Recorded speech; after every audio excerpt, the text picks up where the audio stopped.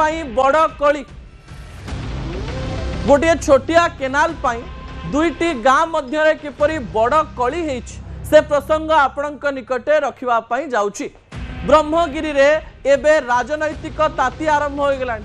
प्राय 70 जन गिरफ होइथिबा बेले दुई गाँ मध्य खंड युद्ध चलीथिला एवं ए खंड युद्ध सीधा सड़क भाव में सामान्य शांतरे परिणत होइछि। उभय नेता बड़ बड़ कथा कहूतिबा बेले एबे पर्यंत गाँ लोक याकु नै कोनोसी तथ्य देई नाहंती। जे विजुअल आपण टीवी स्क्रीन रे देखुचंती ता हेउछि ब्रह्मगिरीर सेही स्थान रे गोटिए भार्गवी नदी जाइछि। भार्गवी नदीर गोटिए केनाल को नहीं दुई गाँ मध्य पाटितुंड आरंभ होइछि। जड़े कहूची जे एई पटे जदि केनालटी जाए ताले आम गाँर क्षति हबो। आउ जड़े कहूची जे आम गाँ पाई केनाल आवश्यकता अछि एवं केनाल पानी आम गाँ को दरकार। गोटे गाँ को केनाल पानी असुविधा पकाउथुआ बेले आउ गोटे गाँ को केनाल पानी आवश्यकता रही। जेतेबेले प्रशासन तरफरु सरकार तरफरु से स्थान रे थिबा बंध को खोला जाई काम आरंभ करा जाइछि। दुईटी गाँ मध्य खंड युद्ध आरंभ होइछि एवं खंड युद्धर अंश विशेष हरिदास गाँर अनेक जनता आसी से स्थान रे पुलिस उपर को कादुआ फोपाड़िबा गोबर फोपाड़िबा ता सहित पत्थर फोपाड़िबा भली कार्य होबा परे से गाँर प्राय 70 जन को गिरफ्त करा जाइछि। कथा केवल एतिकी रे रहितिला किंतु तापरे राजनैतिक बयानबाजी एही अंचल कथा को आहुरी रोचक कर देइछि। दर्शक बंधु ता परवर्ती तथ्य टीवी स्क्रीन को आनिबा पई अनुरोध करिबि जहा गुरुत्वपूर्ण अटे। दुई गाँर दुई नेता शुणन्तु रोचक कथा। जड़े हेउचंती बिजु जनता दलर वरिष्ठ नेता संजय दास वर्मा एवं आउ जड़े हेउचंती भारतीय जनता पार्टीर कनिष्ठ नेत्री एवं नूतन भाव में विधायिका हुई आसीथिबा उपासना महापात्र।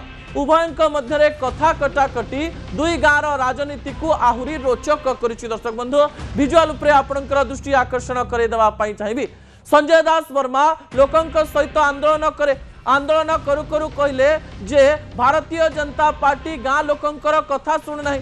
गाँव रे पुलिस प्रशासन पसई दे गाँ लोकों को दमन करबा पई चेष्टा करुचंती। अन्य पटे जनतांकर कथा इस स्थान रे सुना जाउ नाही। अन्य पटे उपासना महापात्र आज सांबादिक सम्मिलन करी सीधा सड़क भाव में संजय दास वर्मा उपरे बर्षिचंती। कहचंती पूर्वर सत्यवादी को जाई हारिले एबे आसी ब्रह्मगिरी रे राजनीति करी लोकंक मनरे अनेक कथा सृष्टि करुचंती। संजय दास वर्मा गोटिए परे गोटिए तथ्य देई कहउचंती जनतांक कथा इस स्थान रे सुभा जाउ नाही। उपासना महापात्र कहउचंती लोकंकु बुझेइबा परिवर्ते संजय दास वर्मा लोकंकु उसुकाइबा पई चेष्टा करुचंती। एई दुई नेतांकर कली एबे राज्य राजनीतिर अंश पालटिछि। निजर निर्वाचन मंडली ब्रह्मगिरी थिबा बेले संजय दास वर्मा 2024 मसीह सत्यवादी जाइथिले एवं ब्रह्मगिरी को आसीथिले उमा सामंतराय। सेतेबेले मध्य राज्य राजनीति विभिन्न भावरे प्रकंपित होइतिला एवं जेतेबेले ब्रह्मगिरीर दुई गाँ मध्य पाटितुंड होइछि सेतेबेले संजय दास वर्मांकर एंट्री हेइछि ब्रह्मगिरी रे एवं एई एंट्री परे एई एंट्री को आहुरी रोचक करिसंती उपासना महापात्र।